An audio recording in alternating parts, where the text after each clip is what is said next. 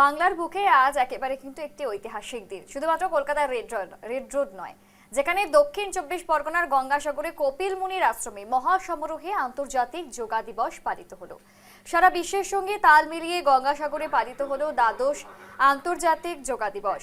এই উপলক্ষে সাগর দ্বীপের ঐতিহাসিক কপিল মুনির আশ্রম চত্বর সেজে উঠেছিল এক অনন্য রূপে।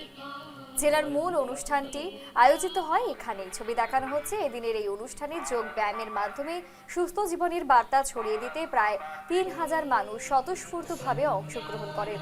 ভোরের আলো ফুটতেই স্থানীয় বাসিন্দা থেকে শুরু করে বিভিন্ন বয়সের মানুষেরা যোগাসনে সামিল হন।